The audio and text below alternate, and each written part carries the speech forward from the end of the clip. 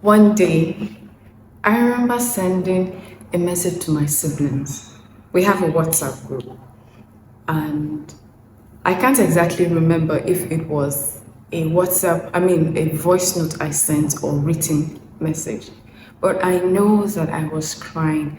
I felt like I'd let them down. I wasn't someone they could look up to. I was crying profusely, apologizing to them that I am sorry, I'm not leading by example, I'm not where I want to be, I'm not someone that they can look up to, and just generally asking them to forgive me if I haven't set a good example for them. This was several years ago.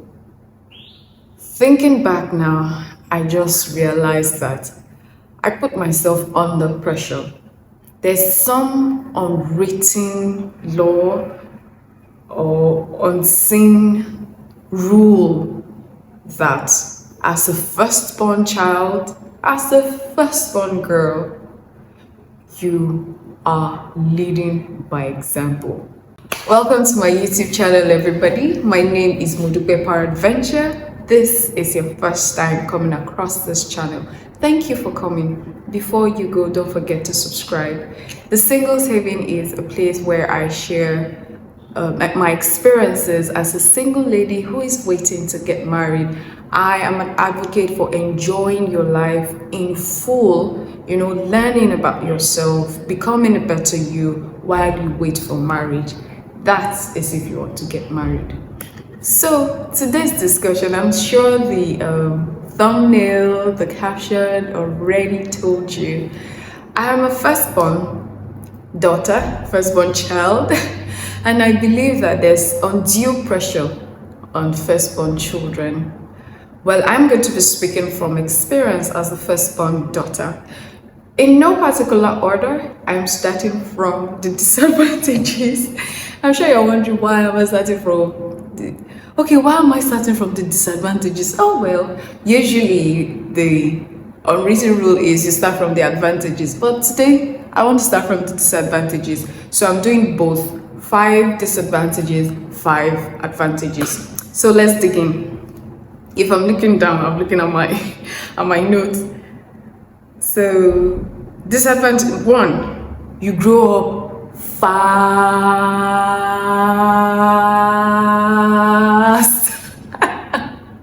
You grow up super fast.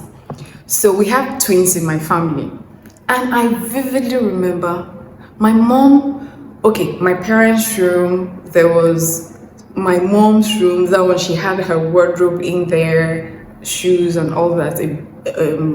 We could sleep there as well. Then we had an extra room. 2 of us would sleep in this room. 3 people, there was a double bunk, would sleep there. So I can't remember, I think it was myself and Buki would sleep in my mom's room, and the boys would sleep with us. So when they wake up in the middle of the night, they cry, we've already made food, milk or beverage inside their feeding bottle, kept it inside, all those baby food warmers, it's by the bedside. We're waking up to tend to them. Mama wants to rest. For real. You grow up fast. So when I say I'm babysitting, I've been babysitting since my fourth sibling, consciously knowing that, okay, I take care of her. I know how to change her napkins. Is it diapers? I think it was napkins back then, You've grown up. Once you have a second born like this, you're already being told, oh, do this, do that.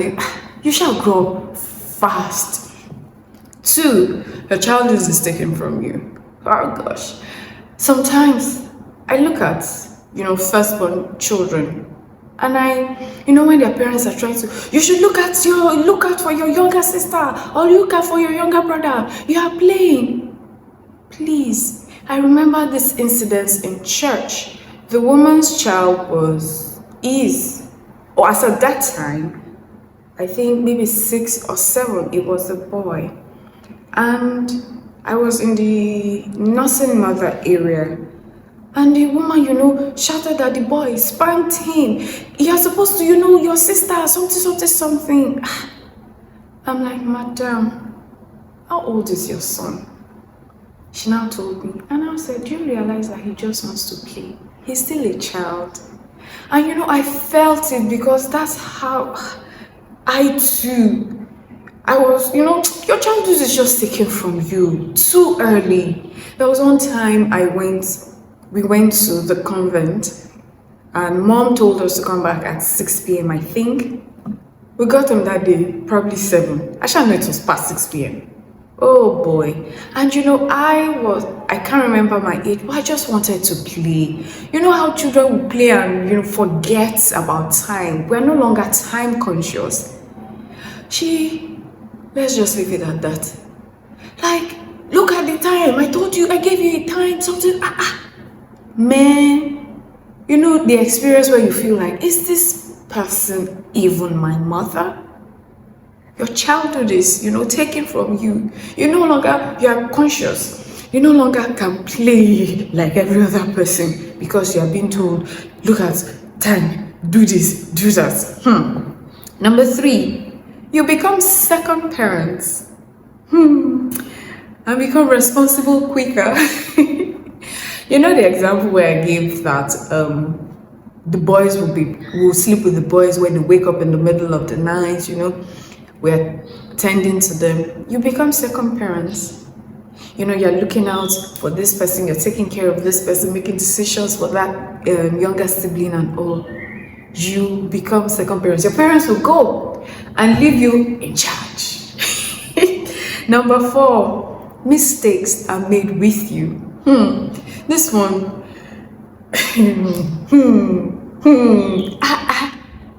So the one that pained me is that I believe that I and probably Buki were the only ones who attended primary 6. It might look like was there to you. Every child is supposed to go to primary 6 and all that. But the rest, primary 5, they were going into secondary school from primary 5. I'm like, why didn't I do this? Why? So all the parenting mistakes that your parents would make, they'll make it on your head as per the firstborn. Then, second child, third child, they become better, they are getting better in the game and all. Number 5, they are stricter with you. If you break plates, you know what's coming. If you don't sweep at so time, you know what's coming. If you don't do your chores, if you don't get up to do your chores as at when you are being called to do it, you know what's coming. But as number 2, number 3, or number 4, it depends on, they now become less strict. The rules are not as stringent as it was when it was your time. Anyways, let's move on to advantages. Number 1, you get new clothes, new everything. You know how if you grew up in a typical Nigerian home, you get to pass down things from the first child, especially if it's a girl. So my family were first 4 girls. So we went from, when I get things, you get it, number 2 gets it, number 3 gets it, like that. So most of the time the things that I get are new because as for firstborn, then I'll now pass it on. So you have the privilege of having new things. Not all the time, but Number 2, I developed the nurturing instincts in me. So I have a friend who told me that there's a nurturing, that mother, and it's true. I look out for my younger ones. Anytime I meet, children along the way, I, when they are doing something, either encourage them, applaud them, or correct them. I particularly remember one episode, we're leaving church that day, and a young chap was peeing by the roadside. And when he finished, I called him. And I said, are you supposed to do? His mom was there. Jeez, I didn't mind. I was like, are you supposed to pee there? He said no. And I said, okay, next time, you're a king. You're not supposed to pee outside. You use the restroom, okay? And he was like, okay. And I was like, have a great day. Bye. Take care of yourself. So there's that instinct to take care of children, look out for children, nurture them, help them, and all. For me, at least, I know that I developed it. Having 5 siblings. Number 3, responsibility. So I grew up learning to be responsible for myself, responsible for my siblings, take responsibility with chores, initiative. Okay, you do this, you do that, while I do this. My mother brought us up with division of labor in the house. Everybody knows what to do. So I follow you. Have you done your own? Have you done your own? So that mommy will not be upset, so that mommy will not punish you, mommy will not shout, etc. while I am doing my own. Number 4, you develop listening skills and you become a great listener. I think that's where I got my listening skills from. I can listen to people. Well, I listen to people. So I have people come and report to me. This person did this, that person did that. What should I do? What should I say? My mom will call to my mom will call to report somebody to me. My mom will, or my siblings will say, mommy did this, mommy said that, doopsie, talk to her, dude. So, I developed listening skills on time. I became that person who would sit down, listen to people and share what I think, either encourage them or share what I think that, they can do to be better. Number 5, I learned how to be reliable. My parents can rely on me, my siblings can rely on me, people can rely on me. That I would keep my word, that I would do what I said I will do, I'll be there on time and all. So I believe that, yes, being a first child has its advantages, has its disadvantages. And I'm not saying it's limited to this. I just decided that, okay, let's just streamline it to 5 of each. And I know that maybe sometime in the future, I'll do an updated version. So that will be all from me for now. If you're a first child, a first daughter particularly, please drop a comment, share your experiences with us.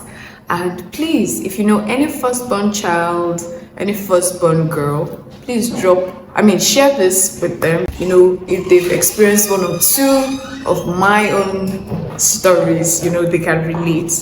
Thank you so much for watching. Thank you for spending your time and your data with me. Please don't forget to subscribe. Don't forget to like, comment, and share. Make sure you have a lovely week ahead. And remember, God loves you. Do not allow anything or anyone steal your joy. Bye.